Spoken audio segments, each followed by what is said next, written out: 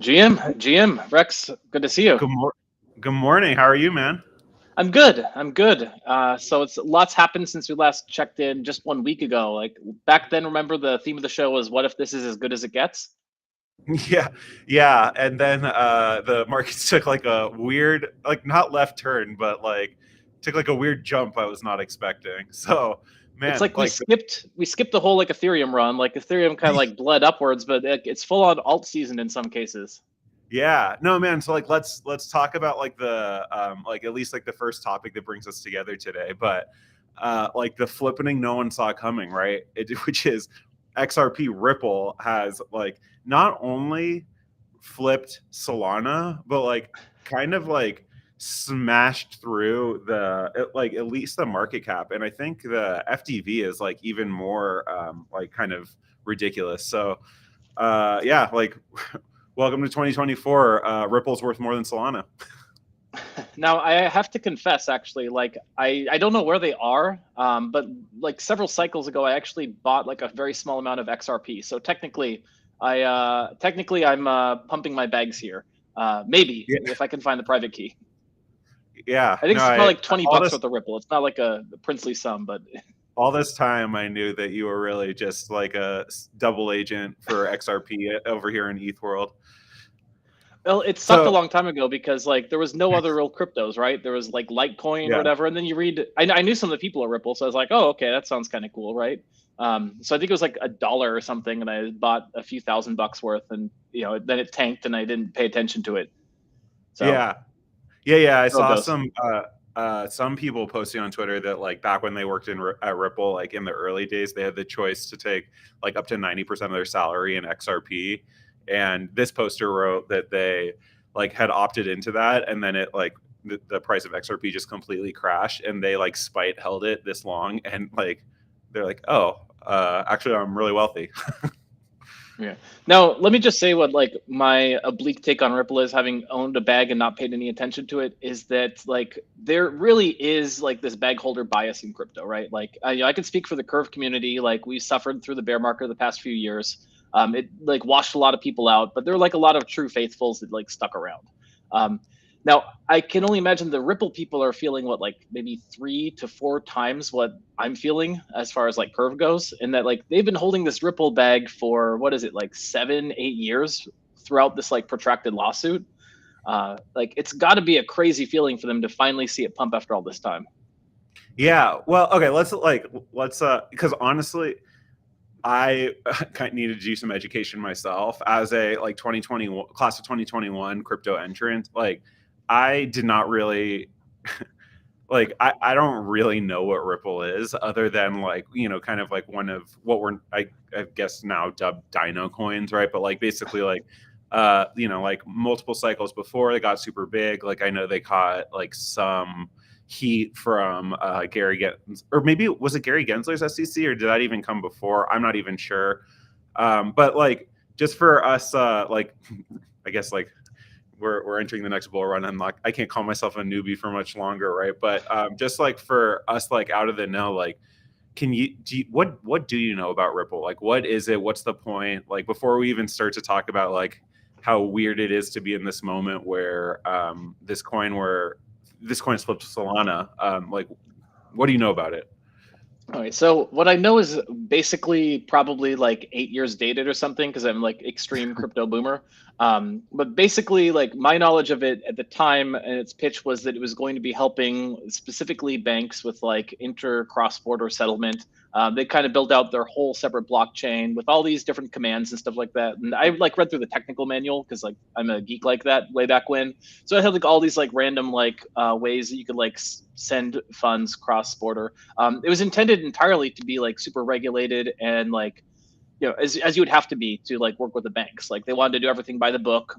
So like like back then drinking the Kool-Aid, it's kind of like, oh, I can kind of see where that makes sense. If like crypto's this wild west, like there's going to be this like blockchain that's focused on like actual like banks who might have a use case for this. Like okay, it kind of made sense to me as a like distinct product offer, like product market fit, distinct use case.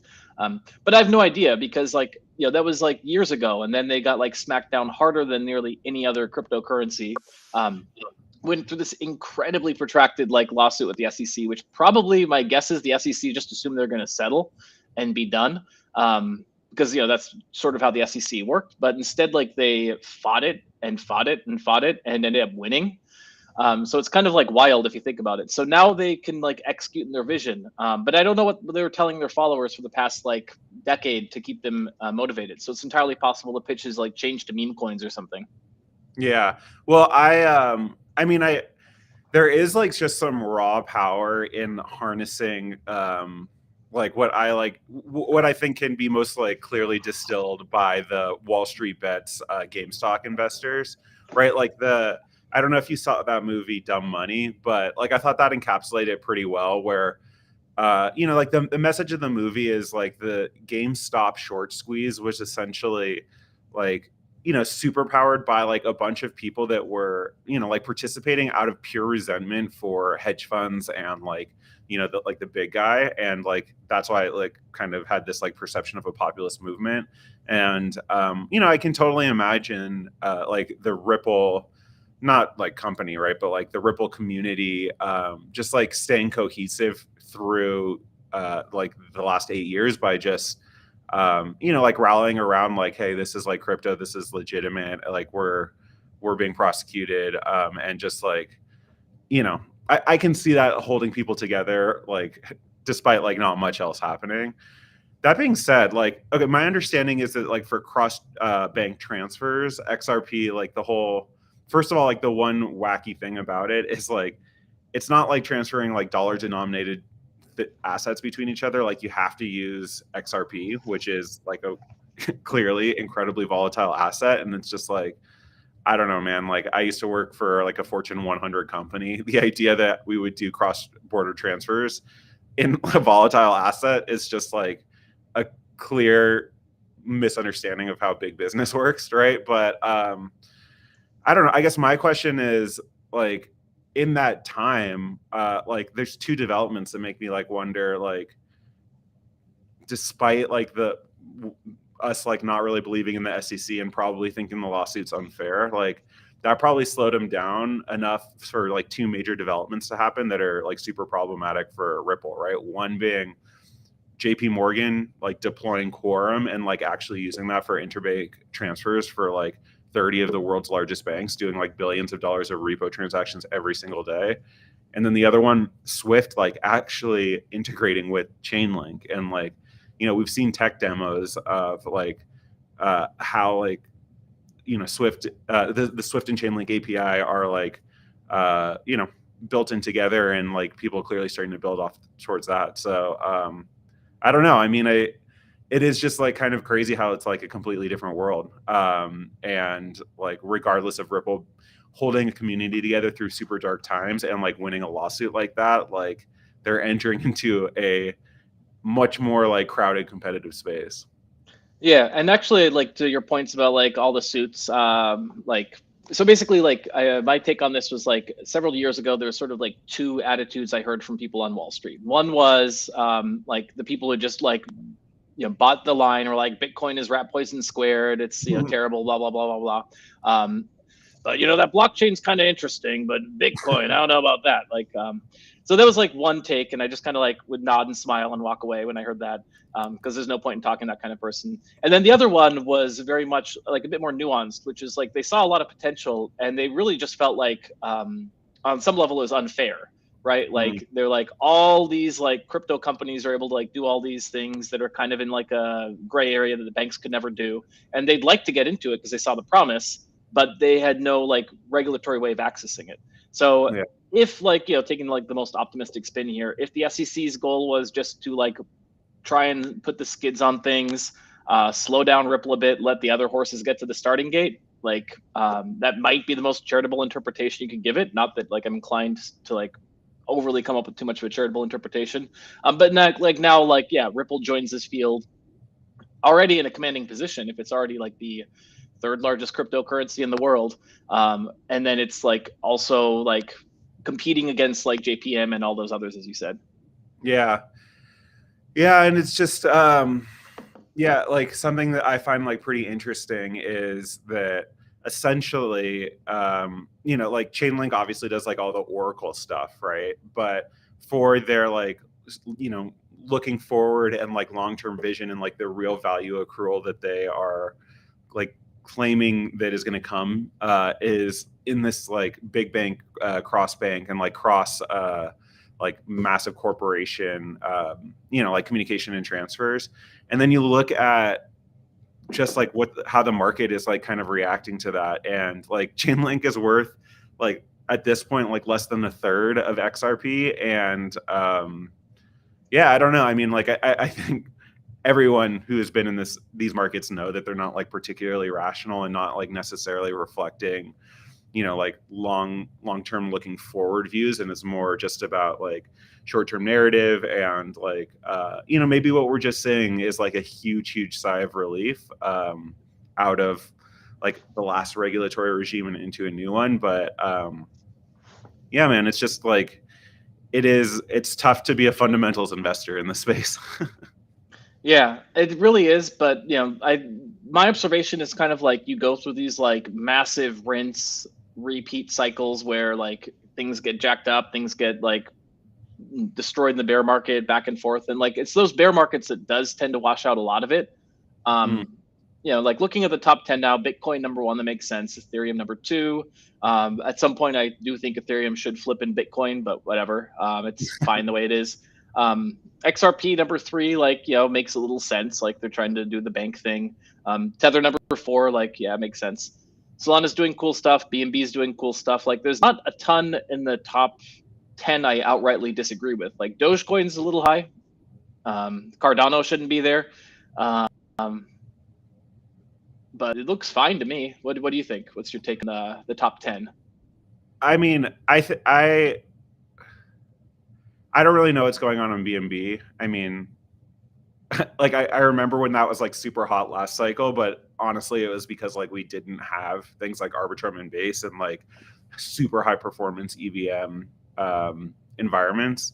And so like if there's still a ton of like actually activity happening there, then like I guess it deserves to be there. Yeah, Cardano, and honestly like XRP. Like I don't know, man. I do think there's something like to be said about like for nearly all of them. I can craft like a one sentence pitch for why it could be big, right? Yeah.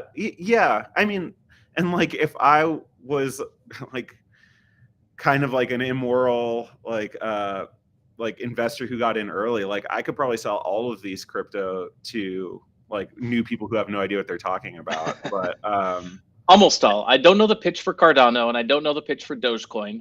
And no, but I mean, I think like that's the thing is that I guess look, like bottom line is that like Cardano is like obviously the easiest like one to pick on, right? Which is like what is even happening there.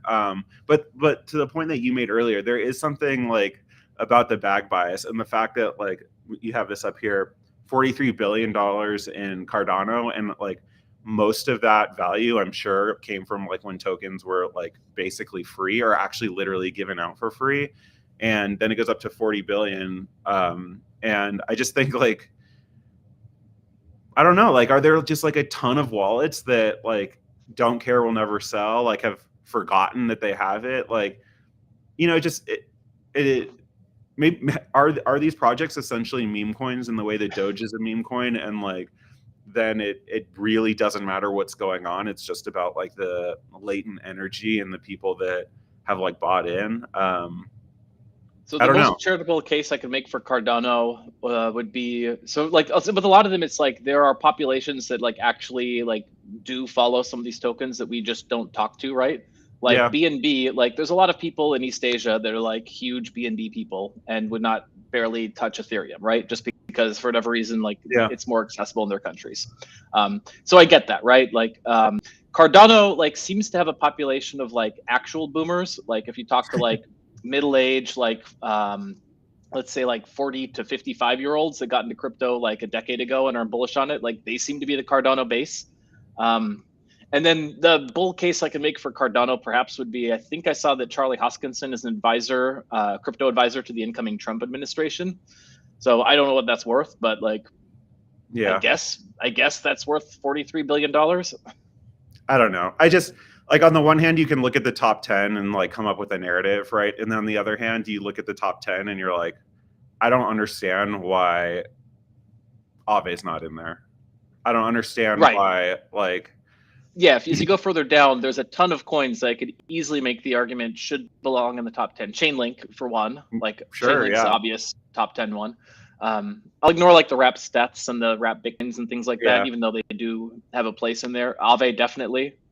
Um, yeah. Polkadot, yeah, not so sure. Anyway, so whatever. Like, crypto is crazy. Like, but you know the rankings like never really make sense. Like the fact that Kronos is in the top 50 is like hilarious to me. But Yeah, I top 50 could use a shakeup. so let's like rewind a tiny bit to the part of the conversation where I mentioned that like what's interesting is the result of the Ripple like I don't know lawsuit, right? Essentially like stunted Ripple's growth so long that there are like major competitors that are like from a technology standpoint, although clearly not from a cost standpoint, like so far ahead that you know the competitive landscape has changed. So the like the big story of this last week were the revelations around like the banking stuff and like the debanking around like everything related to crypto that started with Mark Andreessen like making a comment on Joe Rogan, and then we saw like every single person, or at least every single American, come out and like tell their story of being debanked. And like the big one that caught my eye was somebody from Facebook, at least at the time, like wrote out like their perspective on what happened, on how the government killed Libra or Diem. Did you see that at all? No, I missed that. What was that?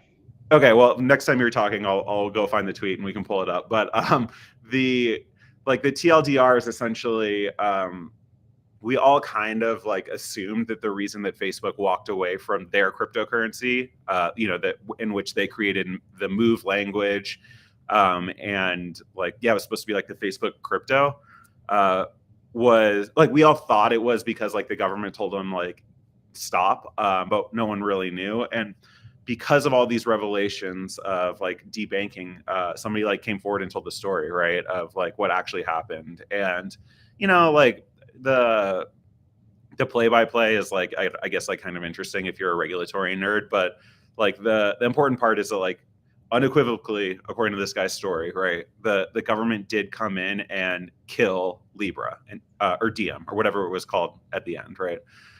And I just wanted to talk to you a little bit about that because, like, on the one hand, awful, right? Like, that is a bad thing. The government should have done that. And I think it's like a testament to crypto that even when crypto comes for like Goliath, sorry, even when the government comes for Goliath and like totally shreds him apart, we still have, like, sorry, like, that's bad, right? But the flip side of that is like, let's imagine a world in which Facebook like actually achieved their goal of like creating Diem or Libra and like getting it out there.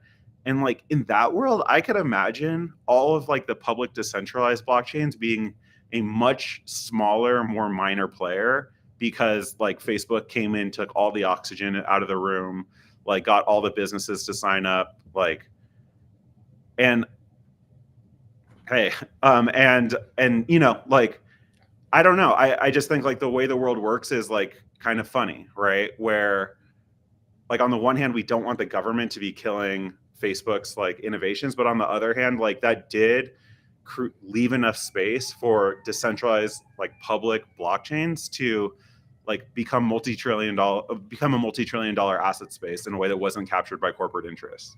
So hey Sam, sorry that I was in the I got in the middle of that, but No, it's fine.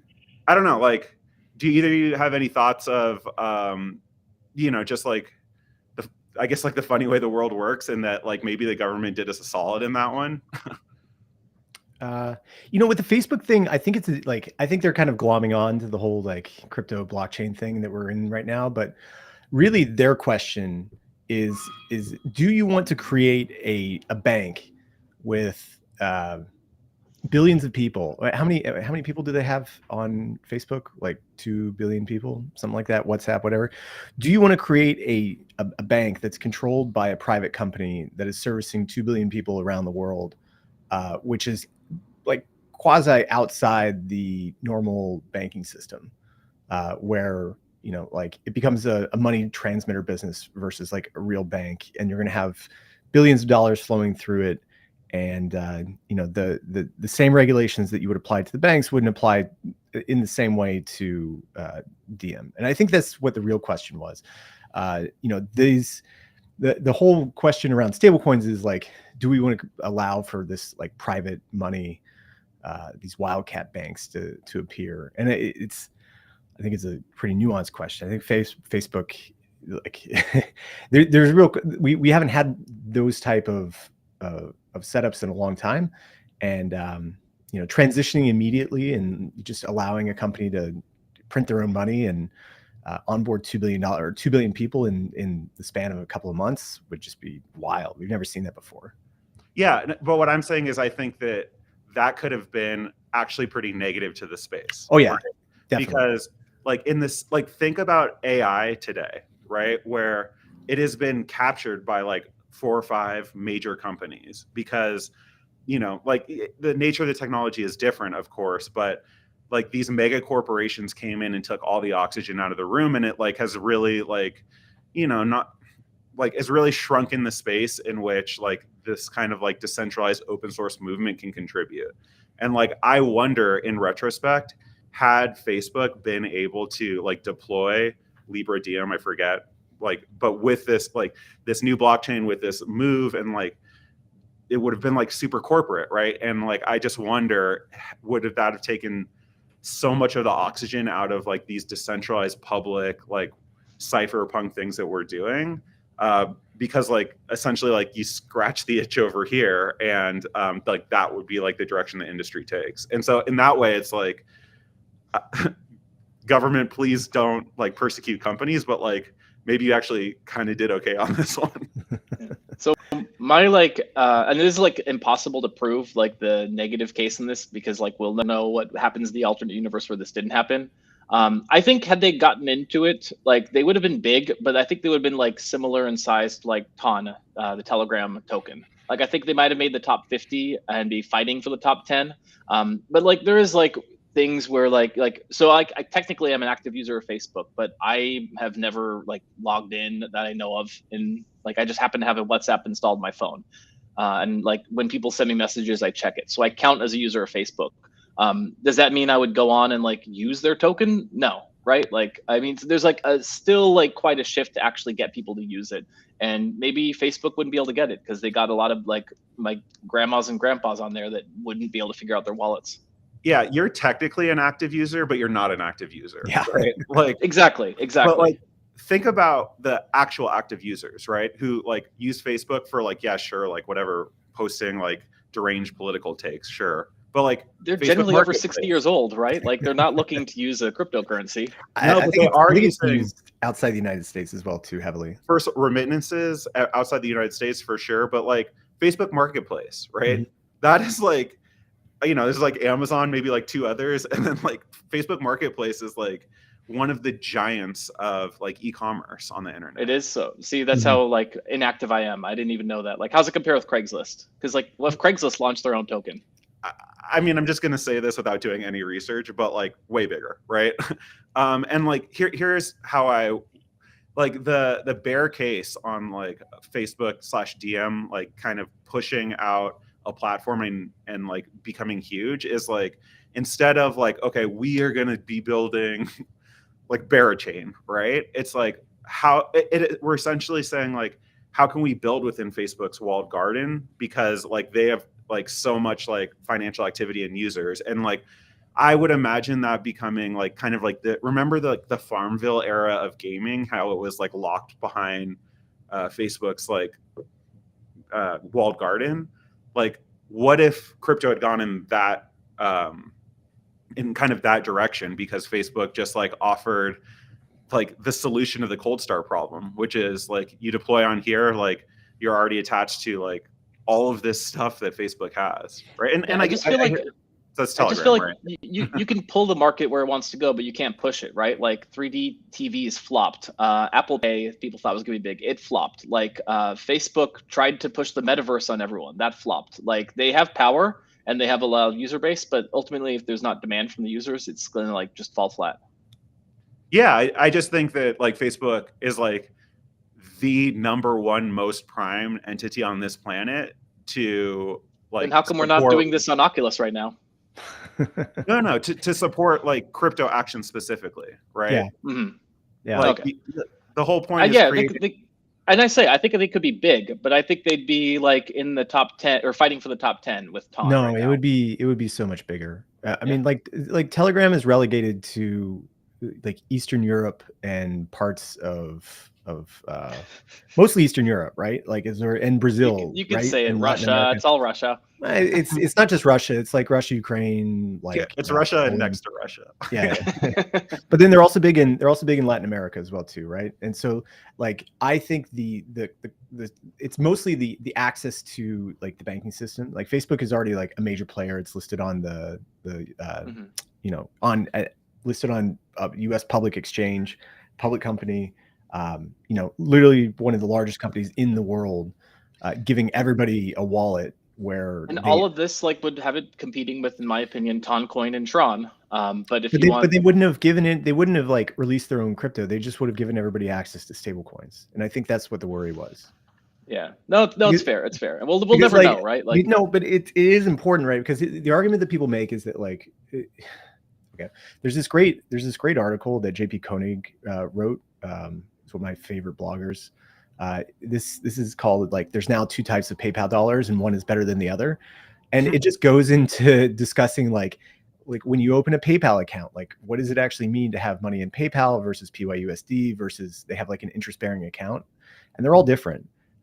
And the same would apply to the Facebook situation as well too, where you know you would have money in a Facebook account, maybe they have a bank connected to it as well, but and that's that has deposit insurance, but they also have this stable coin as well.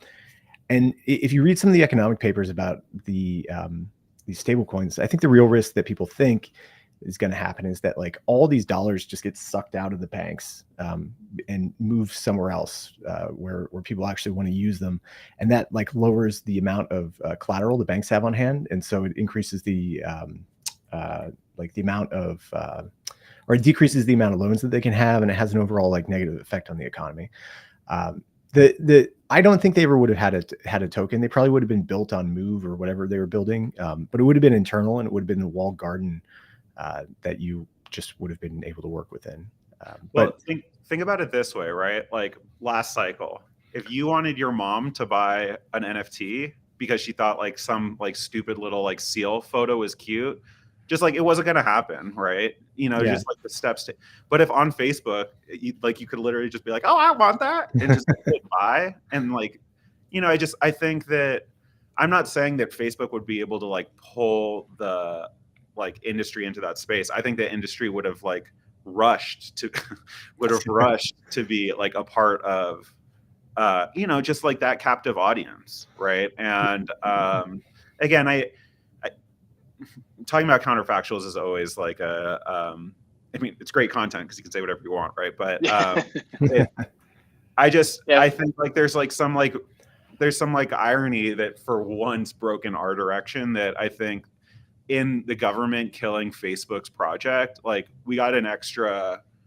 4 or 5 years to like really let the public networks like become so large that they're not capturable in a way. And I don't mean like fucking Facebook's gonna like buy Ethereum, right? I just mean in terms of like they're not displaceable in a way that they were like when Facebook was first getting involved. And I think that again, like there's that's just nice. let me just shift this a little bit. I would say that like the biggest effect from the past 4 years is that the enforcement actions and the direction of like lawfare that's been happening has been happening towards like actual good players in the space who are not out to screw everybody over. You look at Coinbase and Kraken and some of the other large companies that we know are run by good actors, right? And maybe it was just a flip post FTX to try to go after everybody, but these don't really serve a purpose in bringing actual regulation or safety or anything to the space. There's loads of other companies which have no veneer of any decentralization operating out there, and really just allowed to do whatever they want now. There's really no difference between. It's almost better just to release a like either quasi permissionless or centralized product, because you can just put it out there and then raise a bunch of money and then work towards being decentralized later on, while having a war chest in the background if you ever need to go and like fight legally against any sort of enforcement actions that are coming. And it seems like the wrong way to go. Maybe it's just we don't have like the right pathways for these companies to come out. But all this effort has been put into like going after Coinbase, going after Kraken. For what purpose, right? It just doesn't make sense to me. All right, I got the solution. We got to launch a legal chain. Like this is going to be explicitly a lawyer chain where the tokens can be used to buy legal advice from our friend Gabe and Alex. That solves everything, right? Yeah. I'll get to you after we're done with DentaCoin. Yeah, I don't know. I mean, look, like I think it's like very clear we're entering a new era of regulation, not just in crypto, but across the board. So I think like time will tell, but yeah, I do, as someone who is like much less skeptical of like the government in general than like the general like vibe of this industry. Even for me, just the amount of people that came out of the woodwork over last week about like kind of like being debanked like was pretty shocking, to the point where I was like almost just like, God damn, like where if everyone had this problem, it's just like kind of crazy to me that like Mark Andreessen, who like I don't particularly think is like like the most straight shooter anyway, but like he says one comment on Joe Rogan and like everyone now has a story, is like, I mean it's bad. Like it's just crazy. And so like we're entering a new era, and I think that's going to bring like a lot of excitement, a lot of like innovation and like crazy things. But I also think like the next SBF has already been born, The thing about the debanking is that the seeds have been sown for quite a long time. Nick Carter's been going on about Operation Choke Point now for like almost 2 years. Yeah. And the that's quite like impersonal, the way that he talks about it. It's just like, oh, these officials are talking with these institutions and they're sending letters out, but you don't really like see the effects of it. It's not until like I don't know, it's like crypto's like Me Too moment, right? Where all it takes is like one story to break, and then everybody comes out with their own stories, right? And it kind of like shifts the window of how people are either listening to the story or caring about it. And now, because everybody's speaking about it, journalists have to go out and like do their job and like report in the story and talk to different founders, talk to people who've been kicked out of the banking system, and put some time and effort into going after the story, because it's dominating the timeline at the moment.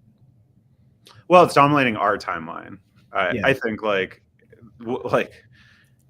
it's already not even the interesting thing on the timeline anymore. And we'll see how like much it breaks out of like our bubble. But I think it is like you have so much of US tech who previously were like Democratic supporters who flipped. I disagree with that. I don't think like the best quote I've ever heard was one of my like Silicon Valley friends said the only like the most left wing thing about Silicon Valley is Mackenzie Bezos. And like, yeah, like Facebook's been doing based in Seattle, right? Yeah. Like Facebook and the like have been doing paint jobs about diversity and like blah blah blah for years. And I know that's rubbed a lot of people the wrong way, but like, dude, I went to Stanford. I was like in a lot of like all these founders. Like I know a lot of them.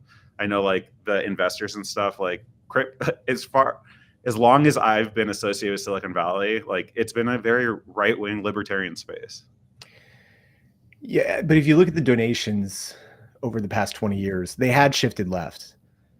And now this is the cycle where they came back and they were kind of like even at this point. Yeah, and I think that's because they thought that demographics was destiny and that the Democrats were going to be in power for a long time. So that's where the money went. Yeah. I think it's bigger than that. I think that like the lawfare that's taking place, you know, it's not just crypto. It was also like financial service companies as well too, and you know, other kind of gray area, you know, companies which weren't in the good graces of the incumbent party. Just it really, I think, radicalized a lot of people. And then you also have this like emerging AI narrative. And I mean, I'll take it at face value what Mark Andreessen said, but you know, he said that they had that meeting with Biden, and they essentially told him like, look, don't even start any startups, right? There's going to be like 3 AI companies. The government's going to essentially like own them all, and we're just going to determine everything, right? So like, don't even worry about it. Don't you put take money that at face value. I don't know. I mean, like, do you think that he would go out and like lie about that? Yes, absolutely. Like, yes, of course. I don't. But it does seem wild though. I mean, we know the Democrats are more into like safetyism, and it's.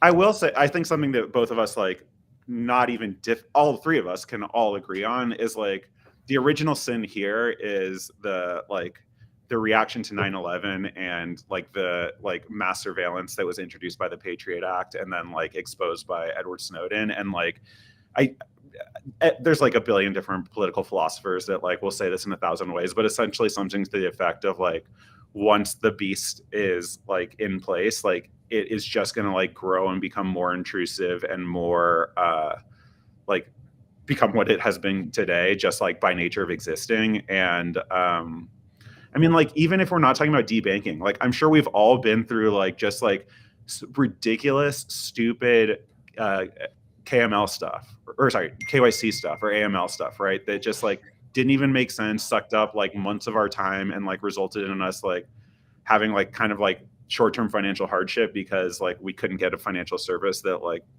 we're like totally entitled to. And so that needs to be like unwound in some way.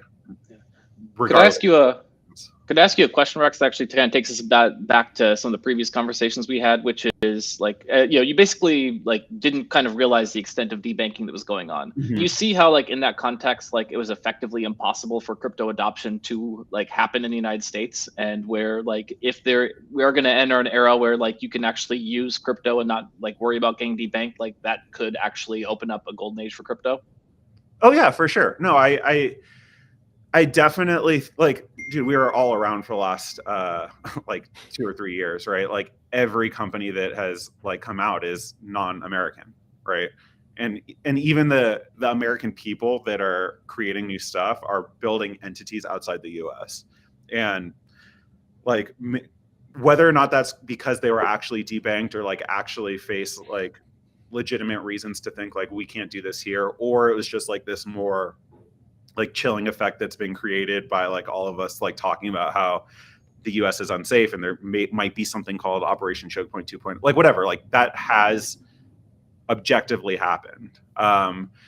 And you know, what I think that the result of that has been like, while a lot of like the legitimate companies have moved offshore, we've also seen like people just kind of saying like, fuck it. And if like, we're not like building in the US and like concerning ourselves with US laws anyway, like, let's just go full degen and essentially like create everything as like a pump and dump with like a little bit different paint job, or like a casino that like is not even trying to be like somewhat fair or like objective, you know? And so I hope that by opening this back up in the US, we just bring a lot of the innovation back towards like, you know, really pushing the space forward. But like my fear is that like people are like, we can just run our scams out of the US now. I don't think so. I think there's a radical sea change in perspective that has taken place.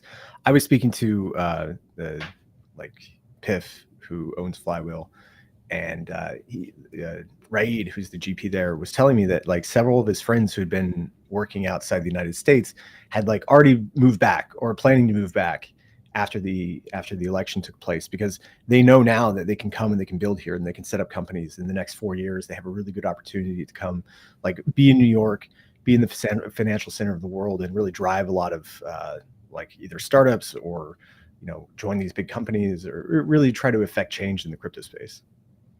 To sort of bring it back. Oh, go ahead. Just to bring it back to like the initial topic of the show, like that's one of the reasons XRP probably carries this valuation, is just it can access the US capital markets in people's minds. And that's a huge market. Yeah, I agree with you both, right? That like people are going to come back and that like people are interested in US capital. I just, no, if you are overseas and you're thinking about coming back, come back. Just like buy a plane ticket, come back to the United States now. Okay, first of all, like, yeah, not travel advice. Like, no, but don't get stuck in Dubai or like one of these other, like, you know, like third-rate like places to build, when, you know, all the money and all the builders and all the access to finance and everything is here in the United States. We have the best builders. We, you know, Silicon Valley is the place to have a startup. New York is the place to go and access finance. Like, there is no second best.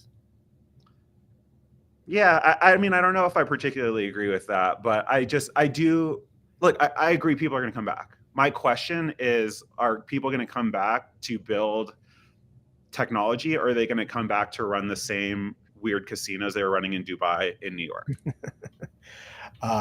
Hopefully to like build some real companies would be great. Yeah, but I just, you know, like, it's crypto, man. Like, There we go. Thank you. Here we are.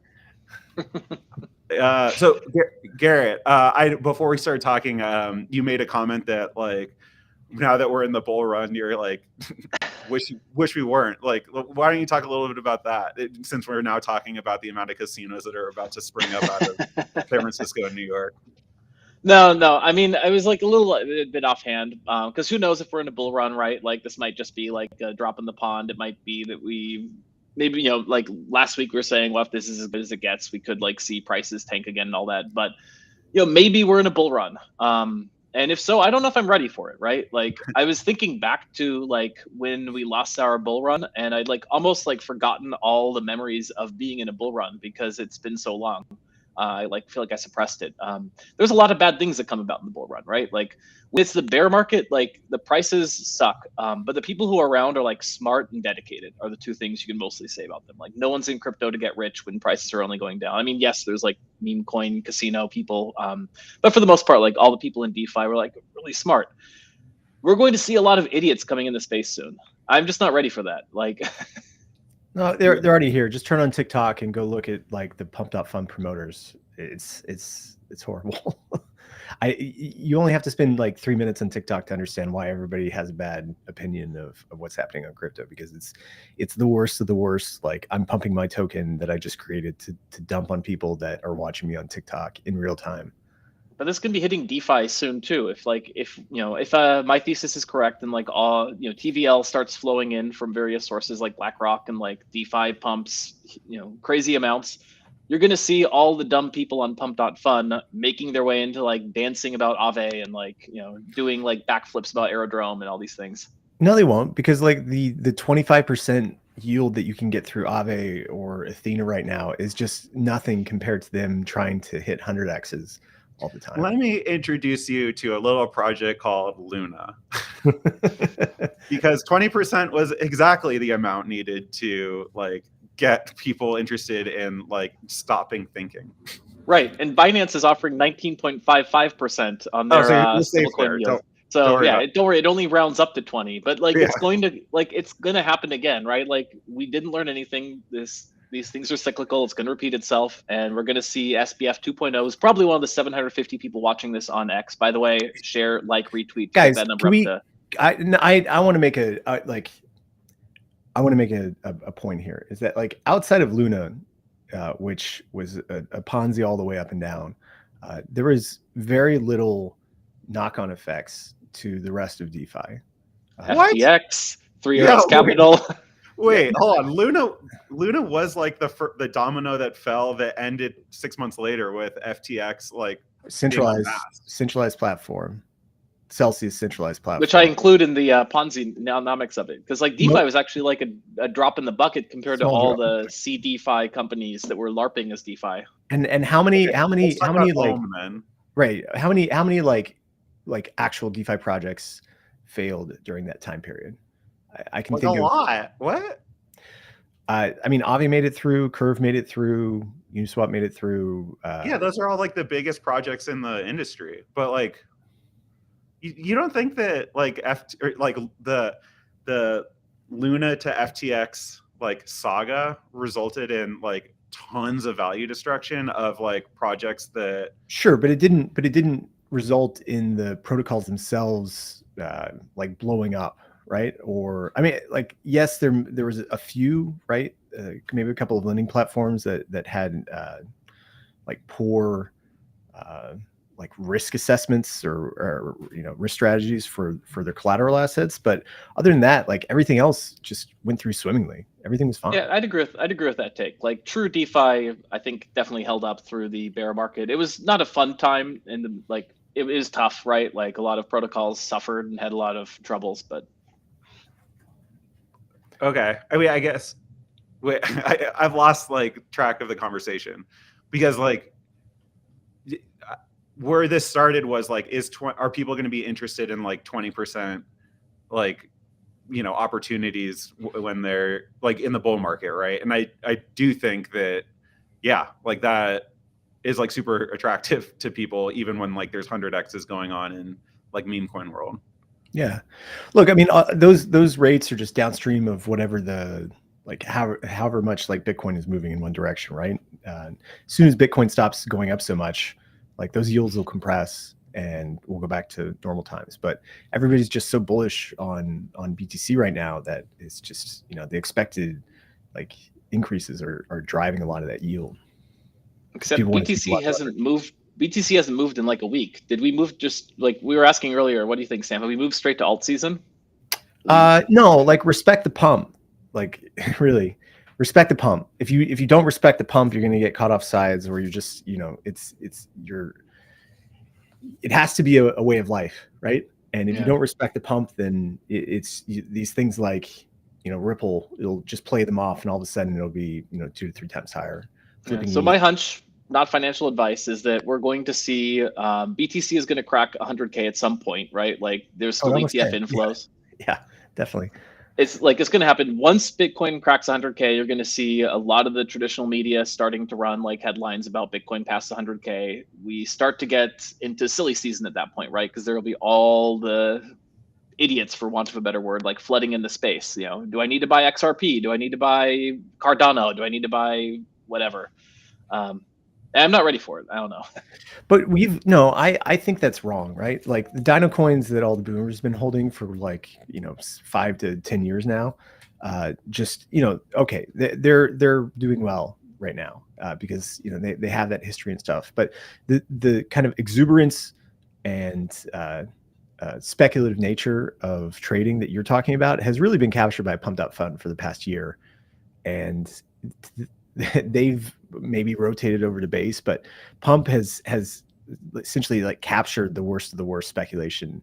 And it's just happening there, right? So when people start chasing whatever, it's going to be you're saying there's a ceiling on the number of idiots out there? Because I will take the other side of that bet. No, what I'm saying is that they've been absorbed by one platform, right? Like back in 2017, it was like, okay, like let's just read some white papers and like listen to the founders and see what they have to say about whatever type of platform that they're building, and then I'll throw some money at it and see what happens.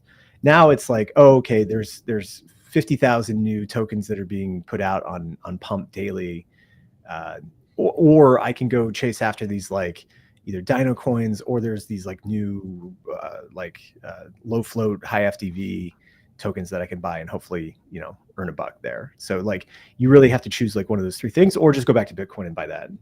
There are about 10 billion people on this planet, and about 90% have no financial literacy. And that's it. So they go out and like if you look at PayPal has like 5 things. They have like Bitcoin, ETH, Ripple's probably one of them, and maybe BCH.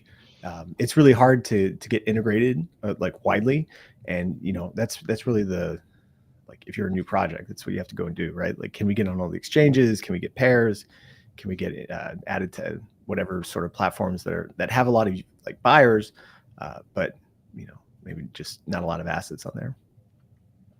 Is Curve a Dino coin?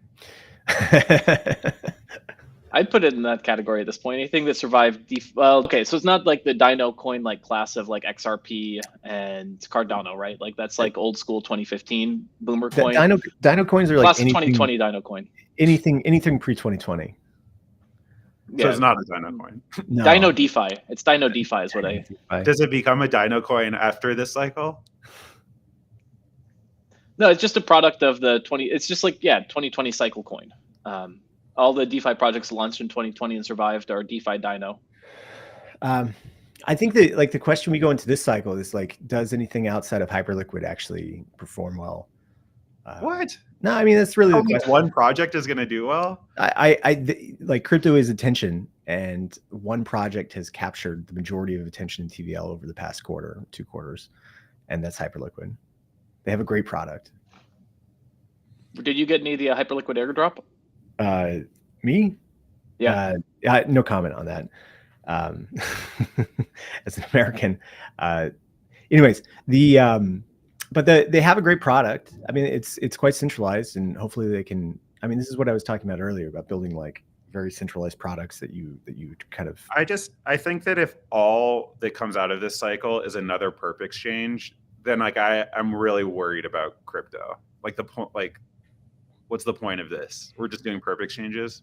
No, I mean, like, look, like finance is built on like swaps and like collateral. So you have like stable coins, which are great. Your swaps, which are covered by Uniswap, and then you have leverage, which is captured either through like Aave and how you can leverage there, or through the pertexes. Like it's just like the core of finance that has to be built out. Yeah, I mean, yeah, but like we have pertexes, right? Like DYDX. This is just. Well, why has if we already had it, why has DYDX lost so much market share over the past year? Right, they went from like 35%, and now they're down to like 5%. Well, partially because like a lot of like the market's just gotten a lot more competitive, and there's like other options out there. I think they made a huge mistake by leaving the Ethereum ecosystem and like going to Cosmos. But like. I don't think there's any 0 to 1 innovation between Hyperliquid and. I mean, honestly, like I'm not a trader. I did not get the airdrop because I just didn't even try, right? But like, same. Is there a 0 to 1 innovation? They co-located a bunch of validators in. Oh, so just more centralized. That's innovation. No, like Hyperliquid. So Hyperliquid like is trying to move to like a DPoS system. Right now, they have 4 team run or like either team or close to team run validators that I think are co-located in Japan. So they're able to provide like sub 200 millisecond like block times. It's really fast. It's great what they've done. And then you pair that with a world-class trading product that has echoes of what FTX was building, because like people can rag on what FTX did, but their trading product was great.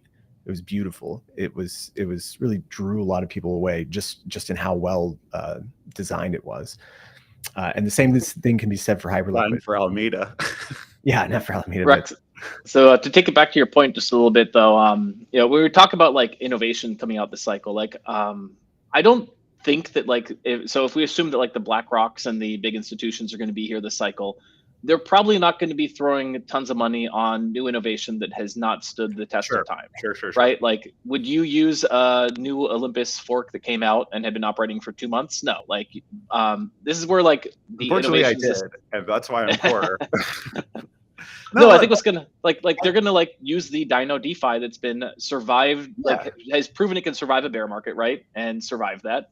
So like, would they put money in Aave like that? I mean, not directly, but like that's like a risk reward thing that they can run the calculus on and be like, yeah, that makes sense. No, quite literally, they're going to use Chainlink, right? Like exactly. But if what crypto is we basically created everything that needs to be created, and now it's just about adoption. Like, okay, but like that's a really sad story for me. I don't think that's going to happen though, because at the same time, like there's going to be a lot of builders that are going to like start launching their infrastructure that will get adopted in 4 years, right? I'm with you. No, dude, I'm totally with you. I'm trying to make the argument that like this is not the terminus of crypto, right? And like more interest. But Sam, you said that Hyperliquid is the only thing that's going to make it this cycle. I was being facetious. I think that there's so much in the attention economy of crypto, which drives like pricing, and sure, like if you're looking for where retail flows are going to go, I don't think there's a ton of venues at the moment, and until we have something like widespread gaming or just more options on chain, like people are going to use the core products, which is like Pump, Hyperliquid, and maybe like I don't know where else they would go. Everything else is being abstracted away. You don't even know you're using Curve or Uniswap anymore. You just go through like DeFi Llama or right. And this is Garrett, this is exactly what you and I talked about last week, which is like if the bull market is here, something that makes me nervous is that like there's nothing new to, like when I joined last time, it was like DeFi was new and it was interesting, and There's so much new. There's so many new things. No, you're the one who just said Hyperliquid is the only. But what I'm saying is like if you look what has come out in the past year, there's been some incredible DeFi innovations which have captured Pendle for one. No, that was last cycle. Mid bear market, mid cycle. It was last year. I was gambling on Pendle in 2021. Oh yeah, of course it's when they launched on AVAX, but like they didn't hit their stride until like 2023. It's only been a year. I know no, but they took the innovations that came from like Element Finance, like this yield and like the PT yield thing. Like those were innovations from DeFi Summer, right? Mm-hmm. And like what I'm noticing today is that the things that we're excited about are not like these new novel things. That they're the innovations from last time. What about Fluid? What about Fluid? Fluid's innovative. It's new. And just focusing on the Curve ecosystem, because that's where I like do all my focus. Like I do think legitimately the soft liquidation or liquidation protection mechanism is new. I think the peg keeper mechanism for stabilizing Curve USD is new. So I do think that there is like I do think there's stable swap NG. Yeah, for sure. What I'm saying is that like I'm expecting or hoping, right, that a new category outside of DeFi opens up for crypto. Like I think there's still we've gotten like 5 this year. We got like ZK, the AI agent thing that's happening right now. Okay, if you guys like, let me get to my point, right? Like, again, this is all stemming from like I don't think the interesting thing of this cycle is Hyperliquid, right? Like what I've been trying to get to you like this entire time is like let's not give financial advice, but let's give attention advice. Like, what are the things that are not like ZK is an enabling technology. That's like saying cryptography is new, right? But like, what are the actual new things that are worth paying attention to that don't have a lot of attention today? One, I definitely think is, it's kind of a joke today, but there's something there, the integration of AI and crypto, right? Like that is clearly going to be something interesting that is new to this cycle, a new category, right? Gaming is eventually going to come. I don't know if it's going to come in this cycle, but it's eventually going to come. Like, what else are you guys looking at in terms of like where you're at least like putting some attention, because that could be like the thing that this cycle is bringing to crypto? I think the AI agent. You want to go first?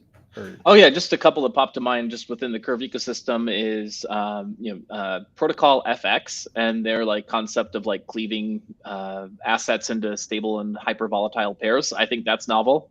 I think that the AWA cross curve, where they're basically like doing pools that host liquidity across multiple chains, is pretty novel and like just emerged fairly recently because of the whole like massive cross chain world. Those are just two that popped to mind while you guys were talking, Sam. I think the AI agent and mixture of crypto and DeFi is the end game. There is like nothing more after that, right? Because the next 10 to 20 years are going to be about bringing about AGI as fast as possible into the world. And AGI is going to be driven by these agents who are performing tasks for people or just existing online somewhere. They're very crude right now as these LLMs or other types of like open source models. But in the future, I mean, these agents will have, I mean, they just won't exist in a crude way, but they'll also have like economic power, and they'll use crypto to like move value back and forth. And so, Jarvis, launch a Ponzi that gets 21% stablecoin yield. No, it's called Clanker. yeah, exactly. But if you think that the end game is like super intelligent AGI, then the agents in crypto is like the number one path that you should be pursuing, because these agents will need to have the ability to like transfer value around, launch their own tokens so that they can go pursue their own goals. And it really is, I don't think there's anything else outside of this narrative that matters for the next decade. Because we built the rails now. Like we built the rails that computers can now use it independently of humans to transact value. Yeah, I mean, I think that's one interesting thing, but I don't think that like another thing that I definitely think crypto is here for is like to make the Internet of Things like a real, like tangible thing that actually works, as opposed to like how it works today is like every company who creates like a connected device like has this like proprietary like network that is like really shitty and like hard to use, and on top of that doesn't like communicate, like your car doesn't communicate to your whatever, right? And so like yes, I do think that crypto is going to allow like AI agents to instantiate identity, and like that's like a whole interesting thing. But I also think that like crypto is going to be like the way that basically anything with hardware, whether it's like leveraging AGI or not, but anything with hardware is able to like create an identity on chain, and then like use that to like interact trustlessly in the world, right? Well, I would just flip it and say that it's the way that AGI or agents are able to like map out or see the real world is through these like Internet of Things, right? It's how they can have electronic devices everywhere that they can draw data from, and then like either build on top of or like infer certain ideas. Again, like I think that the AI agents is really going to be the end game, because the whole point of creating all this crypto stuff is one, it's the internet of money, but two, we also have programmable money now, and programmable money means that we can have computers transacting value, and when you have all these independent AI agents that will exist and need to transact value between themselves, I think the preferred method will be in crypto. I think, not to take away from AI agents, because I'm also a big believer in AGI. I just think there's still massive parts of like the traditional finance sector that have no analog on chain yet. Like we haven't seen derivatives. You can't get a house loan on chain. Like I think there's like still a lot of room for innovation, even if you just look at like DeFi and like the Internet of Money. Maybe. I mean, the whole mortgage thing is a little strange. I mean, like you can have a couple of $1 million in BTC but not be able to get a mortgage. I've had friends who've gone through this before, and like taking a loan from Aave is like suboptimal, right? Yeah, exactly. A huge part of that is like the regulatory regime, right? Where they just like they look at Bitcoin and say, this is not like, this doesn't fit our like requirements in terms of like source of capital to just like make a viable loan, or even like maybe even a securitizable loan. So like, yeah, I do think that a lot of like that stuff will just get worked out as like society just like integrates crypto more. And yeah, Garrett, I think you're right. A lot of that stuff, well, I think it's going to be good for crypto. I just don't know how interesting it's going to be, because like I think it might just be as simple as like Wells Fargo expressing all of this stuff on chain, but like you're still kind of like for under collateralized loans, like, yeah, I mean, maybe that's an innovation we need to see, is like, how is it possible, and if so, how to do under collateralized loans on chain? I think again, like this next year is going to be like a radical catching up of projects to kind of the incumbents. You have Aave, and we talked about Hyperliquid, and Uniswap as well too. You're going to have all the other the competitors in the space like building as fast as possible to try to innovate and have great products that stand outside of the the kind of giants of the industry. And I think that's where we're going to see a bunch of stuff. Obviously, Curve has been trying a bunch of things that Garrett mentioned. Some of the other protexes like Synthetics and DYDX have also been doing cool stuff. Like DYDX just came out with their like permissionless markets the other day. And, Synthetics is deploying to ETH L1, which would be the first place to get like perp leverage, like on ETH. That exists. And if you look down across all these products, like it's just there's going to be a lot of like small changes, but like the big stuff's already been kind of we've speed run finance in the past 5 years, right? And now we have to figure out like how do we put it all together and how do we package it up in a way where it's usable. The thing that I'm looking forward to is that we're starting to get really good apps that are coming out. If you've seen Moonshot, which is probably my favorite crypto app of the past year, they have focused on just like simplicity and making gambling easy on by having a curated list of pumped up fun or Solana coins that you can trade, and it's fun. It's easy. It's fast. Like there's no simpler app, and I think that's where the innovation is going to come. You have all this infrastructure now. You have the kind of core identity of what crypto is. And now it just becomes up to the builders to come in and either build front ends and package it up in a better way, or like I don't know, like deploying infra and deploying like new tech is hard, right? But making apps is not. Funny you say that because we just went through 2 years of only infra and no apps. Yeah. All right, cool. Well, Garrett, anything else? No, I think it's a good time to call it. So we should dive more into some of the actual like DeFi stuff next week. Yeah. No, let's I mean, you and I have been talking a lot about like as we're going into this new era of people like specifically there seems to be a lot of like commotion around like the Curve ecosystem and like maybe a reignition of the Curve wars. So let's see if we can kind of like capture that conversation and maybe bring on someone like in the know to talk about that. I would love to have the Curve wars restart, but who would it be? Like who would be stepping in to be buying CRV in size? Well, when I brought this up, Garrett mentioned that there's like some pretty interesting stuff going on with, I think it was Stake DAO. There's this whole new like Hippo thing. Like, I don't think that the Curve Wars starting again could possibly be just like the same meta as last time. Like there's just not enough CVX. Like it's already been admitted, right? But like that doesn't mean that like World War II didn't really look like World War I, right?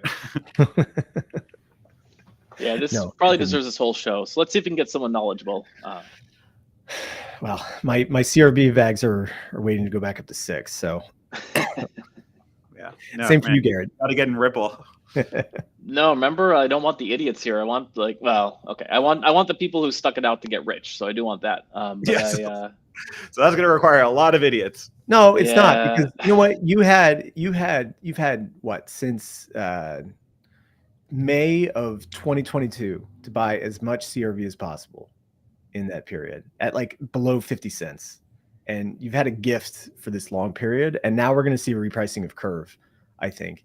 And like gone are the days when we're talking about at CRV at like 20 cents. Those days are over. We're repricing. BlackRock is coming. Buildo is coming. Everything is going to reprice. And the speed at which we can move higher is just going to be like frightening at first, exhilarating, but at the end of the day, it's just going to lead to these protocols like really reasserting themselves and becoming not just like exactly reasserting their dominance and becoming the like powers to be in DeFi. The flip side of that, right, is like the hyperliquid DYDX story, which is like if this is really the attention economy and like you've already spent like your attention and like really like your tokens and emissions, like maybe you're primed to be like displaced by like the next guy who, like captures the same energy, but just like in a different way where people feel like there's more upside. But yeah, sure. I think this is for next time. I mean, we've seen this. We saw this with the Arrow this cycle, right? Yeah, exactly. So, but another story for another day. Yeah.